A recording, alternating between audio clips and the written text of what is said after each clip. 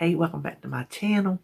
I was going to do this video from the porch, but I went and opened up the door this morning and whew, it's too cold for that. It dropped drastically from yesterday. Yesterday was a tank top kind of day. Today, not so much. Still not going to snow, but whatever. This is a topic I was researching. I shouldn't call it research. It's not like I'm so in depth. I was looking up, reading about, studying about several days ago, and I got my notebook where I keep all my notes, and these are some things I got from WebMD website. You can get some good stuff off of that website. I like Healthline too, but this was an article on WebMD, and I thought, you know what, it's got a lot of valid points. I'm calling it 10 ways to get your diet back on track. I need it because every day I say, today's the day I'm getting back on track. And every day I screw up. I cannot get on the track and stay on the track. Something veers me and catches my eye, some little something. And so I need these for myself. And I thought, well, if I need them, surely somebody else does too, because there's a lot of us that we are all in the same boat. We all have the same struggles. And so that's why I thought I would bring this to you today. We're drinking our Flair's Mom coffee. So let me get a sip and we shall get started.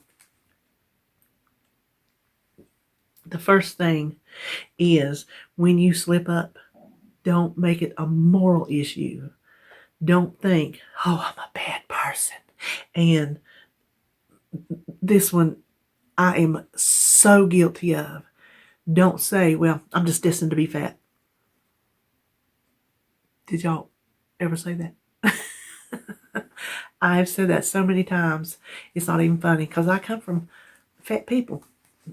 Not my mom and daddy, they're not fat at all. But on the rest of the family, there's big people. And so I come from a line of big people on both sides. And sometimes I think, you know what, with everything put together, I'm just destined to be fat and I'm just going to screw it. I do. I say that. I don't know if y'all ever get to that point or not, but I do. So we can't make it a moral issue and make it about it, because it's food. It's not, food does not have morals. We have to take our slip and use it as a learning experience, which takes us into number 2. Learn from the experience. We need to recognize what caused us to slip, because if we don't recognize what caused it to begin with, we are likely to repeat that behavior and get the same result. I know there's a saying about that. Madness is doing the same thing and expecting a different outcome. That's paraphrasing for what I've read before, but it's the truth. So if there's something that we do that causes us to slip, then we need to recognize it, focus on it, and figure out why and how we can avoid that in the future. This suggested writing down some situations that are like things that make you slip. Like, example, I had thought, I don't know if I was on there, or if I thought, whatever it is. It's an example. If parties are your downfall, then eat before you go. Don't go in that party hungry. Even offer to take something. I'll offer the hostess, can I bring something? And then bring something you know that you can eat. So either way, you have recognized that parties are your downfall. Parties is going to make you slip. And you have come up with a way to remedy that situation. Oh, that's what it says. Did I say that part? Write it down and make a plan of attack. Write down all your things that make you slip. Like eating a little Debbie cake. My plan of attack is don't buy the damn things. Simple as that. Number 3. This is another good one. Don't try to make up for the slip by punishing yourself with a very strict regimen. You may lose weight, but you're likely to gain it back. And it sets us up for an unhealthy relationship with food. The gaining, the losing, the gaining, the losing. The eat this, no, I can't eat that. Eat this, no, I can't eat that. Living proof sitting right here in front of you. It's not like I set out. I don't say I'm going to punish myself, but I think there's got to be some way to do it. And that will, a lot of time. Listen, y'all have been through me with these struggles. There ain't no sense in me sitting here and saying, well, I ain't tried this, I ain't tried that, and I ain't tried this, and I ain't flitted around from flower to flower like a bumblebee, because I have. And I think there's a lot of us that have. We are impatient, and when we do something and we stall, we don't give it time. We don't allow the stall to just be. We push it. You know what I mean? We don't give the stall time to work its own self out. That's like when I was pregnant with Holly. She was due a certain day. Well, 2 days before, they did not want me to go to that day. They said, if you hadn't had her by this day, we're putting you in and inducing. Well, guess what? I laid in the hospital for 2 days being induced. And guess when she was born? The day she was due. They didn't give that baby time to come when she was due. So I think we don't give our stalls time to work themselves out and do what they're supposed to do, because our bodies are stupid. Y'all know that. They're stupid. They do stupid things. And we, in return, do stupid things in reaction to that. So that's a good one right there. Number 4. This is another good one. Look at the big picture. These notes talk about calories. Weight loss depends on less calories. Consuming less calories than you. How does that go? Consuming less calories. Leave it at that. I lost my train of thought. But the big picture is we don't necessarily have to take it day by day. It says it doesn't matter that time period as long as there's less calories involved over that time. So maybe instead of thinking, okay, I screwed up today, we can make it up in our next meal. We can make it up during the rest of the week. We can look at the week as a big picture. Did I have a calorie deficit during the week? And I've seen I think it's a name to it. Or I know they do it like in carbs. They call it carb cycling. So I think you do it in calories too, and even in points. Whatever method you track, you stagger it. More this day and less, and then more and then less. Keeps your body guessing. So that's what it's saying about when you slip up. Don't worry about it for that day. Think of the big picture of, okay, this is how much of whatever I'm counting that I'm eating this week, and as long as I stay in it for this week, I'm good. I think that's a pretty healthy way to look at it. I'm going to try to employ that myself for these days that I screw up. And like it says, slipping up once in a while ain't the end of the world. It just ain't. It just ain't, and it's going to happen. When it happens every day, that's when we got to get worried. That's when we got to do these things. Number 5, renew your motivation. Going off diet can signal our motivation has veered off track. Did I say feared or veered? I meant veered. And this is something I did even before I read this article. It says, take stock in when you were following the program and how do you feel? How did you feel? What was motivating? Recreate those feelings. I say rekindle the fire. Go back to the honeymoon stage. That is what I did when I went back to my Instagram account. And I scrolled through and I found different foods I had eaten and just different posts and where I had lost weight. And, I went back. It's like going back and looking at your wedding pictures, it just kind of takes you back to that little flutter. You're like, oh, I remember that. Kind of do the same thing with our diet. Go back to when we were motivated and we were excited. It was something new. I remember starting Weight Watchers. It was exciting and it was new. And then somewhere along the line, I got jaded. Any of y'all get that way? Did you just get jaded over the whole situation? What I tell you a week or so ago, I was over it. I've got to get back to the feeling of, okay, I'm excited. I'm thinking, should I go back to points? Should I go back to calories? I'm not going back to Weight Watchers because I'm not going to pay for that. That's not an option for me, not at this time. But should I go back to points on my iTrack bites and then like double track? Well, you don't have to double track. It double tracks for you. It shows you calories while you're doing the points. So when I have been tracking, I have it set to calories. So I'm thinking, well, I'm sick of points. I'm sick of everything having a point value. But that's when I was started. That's when I cut my teeth, even though it was Simply Feeling. Simply Feeling still had points. You still had to count points. So it wasn't like it was, some playing from Mars or something. It was just a different version of points. So I'm mulling that one over. I'm really mulling that one over. I just know I gotta straighten this buggy out. Number 6, plan ahead. That one's hard for a lot of people. Planning doesn't just mean meal prepping. That is really a big one for me, though.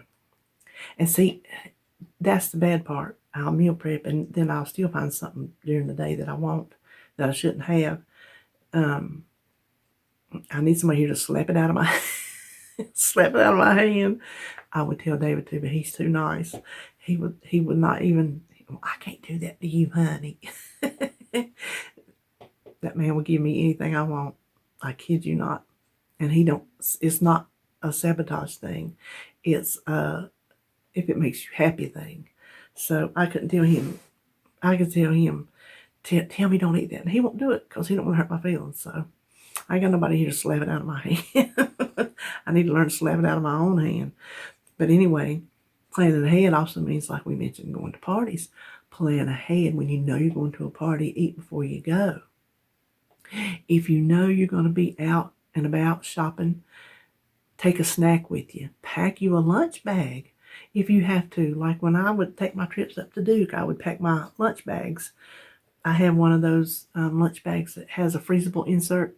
Just keep the whole lunch bag in the freezer. It's pretty cool. And so the night before, I would just make sure I had, everything I needed. And of course, I was on points. And so I would have all, the 0 point foods, some boiled eggs and some chicken. And then, just whatever. But I had food to eat. Of course, I'd always stop and get my coffee as soon as I get out. The first sheets I come to, I went in to get my coffee. That was a standard.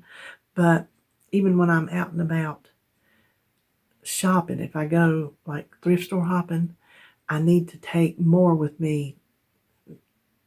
Most of the time, no, not most of the time, all of the time, I end up at QT to go to the bathroom because fluid pills are, and they sell boiled eggs. And so a lot of times I'll get a pack of 2 boiled eggs and maybe a Slim Jim and a diet drink or unsweetened tea or something. And then, of course, I have my blood sugar kit. But that's planning ahead. If you know you're going to be out, you're going to be where you're going to need food, plan that food. Number 7. Yeah. This is a hard one. Don't deprive yourself because it can lead to a binge. Choose healthier options. Now, I say avoid all where I add my 2 cents to that is don't deprive yourself unless it's a trigger. Then deprive yourself. Don't do it. If it's a trigger, don't say you can have one, and because the trigger food will lead to a binge, not the deprivation of it. That's my personal opinion. My book is my little spine don't work too good. But as far as other foods, I can tell you, when I try to do an elimination type diet, like I've done in the past, it just kind of makes me want that food even more. So I think there's this moderation that I've got to work on. That's what I have been working on the past few weeks. Just eating regular food, trying to eat less. And I'm doing good at that. It's just I'm adding stuff in. It's all this extra crap that I'm adding into it instead of, and I know I eat out of boredom. I eat out of, well, what else is there to do? I eat out of sitting there watching TV, and so it can go both ways. Don't deprive yourself, because when you do get a hold of it, you're going to go like a kid in a candy store. But do deprive yourself of those trigger foods, because they're going to cause you to binge too. Okay, number 8. This is one that I've been working on. Don't stop moving. It says it helps burn those extra calories when you're off playing, especially. You need to burn them. And then plus, it relieves boredom and stress. And those two things. What did I just say? I didn't even know that was coming up. I eat out of boredom. It can relieve boredom and it can relieve stress, which are two things that cause the overeating. Y'all know I told you I started back on my Richard Simmons Disco Sweat. I did it this morning before daylight. I thought, let me get up, because I can't hardly move in the mornings. I'm like stiff as a board. And so if you saw me do it, you would laugh your head off, because it's ridiculous looking. If anybody's seen me, I would be mortified. I'm just telling you right now, I would be mortified. But I'm moving. I'm doing the best I can do with what I have. And it helped limber me up. I got my heart rate going. I could only last 10 minutes. It was 2 songs. That's all I could do. And I was about to pass out. But I did it. And every time, even if I add 1 minute on a week, that's 1 minute. And so that's another thing we can do, is just keep moving. Just find something to do that you can move. I think about, and I don't know why I don't ever do it, just because I don't think of things, and then I get lazy. I'm lazy. Hello, my name is Kim, and I'm lazy. I am. When I don't feel good, I'm especially lazy. But Joan said her leader told them, I got coffee and books, I can't do it. If you can't do nothing else, hold your hands together and shape out the alphabet. So like hold your hands up and do an A, and then do a B. But of course you're doing it over your head and everything like that. I've done it before. But your arms about fall off when you're not used to it. But it's a good way it moves. And the way I'm not no exercise guru, but I think when you move your upper body, it helps stimulate your heart rate. I think it does, because when I'm doing Richard Simmons, my bottom half is pretty much planted in the ground. There's a little bit of movement. But my heart rate still got up doing my upper body. So there's that one. Number 9. Now here's one. Hold on. This one, find an accountability partner. It don't matter if they're on a diet or weight loss journey, whatever you want to call it. Just as long as it's somebody who will encourage you, somebody that you can report to, somebody that's not going to judge you. Don't you pick an accountability partner that's going to judge you and say, that's all you lost this week? Now, they can say, you really don't need to eat that, but they can't judge you on what you lose, because I don't believe that's right. To me, that ain't right. That's not encouraging. But these Facebook groups, like the big one that Joan and Denise have, and then Denise, Dish with D, she has her own, and Joan's One Plate, she has her own, and there are some very, very supportive women and guys. There's some guys that pop in every now and then on those groups. I will link, if I can get the proper link from Facebook, if it don't act up, I will link all 3 groups in my description box below.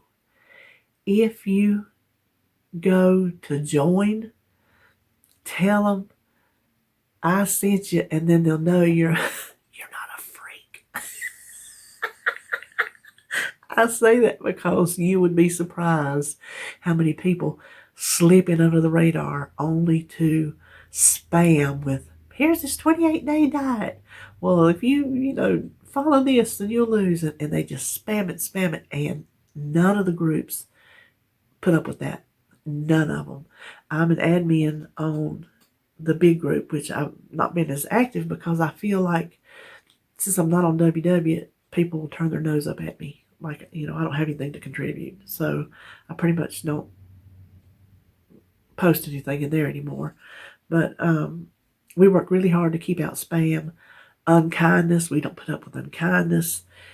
And neither in Joan and Denise's group, they don't have that either. So you just tell them that I sent you, and then they'll know that you're not that I'm somebody, I'm just saying. And a lot of, I was telling you about the groups, because a lot of them girls on there, they'll say, does anybody want to be my accountability partner? It doesn't have to be somebody you live with or somebody even in your area. If it is, then it's somebody you can maybe take walks with or something like that. But it's somebody that you can email with or text with or, whatever. And then finally, number 10, change your routine. Yes, switch it up. Try new foods or new exercise. This will keep you from getting bored. Boredom is a hard one. We get bored, so we eat. We sit around. We don't want to do anything. I think that's why I go out shopping so much, other than the fact that I have a problem. I get bored in the house just sitting here. Just sitting here. I still have this stinking craft block. It is driving me insane. I have so many cool things in this room that my mental health is getting better, but my craft block is still there.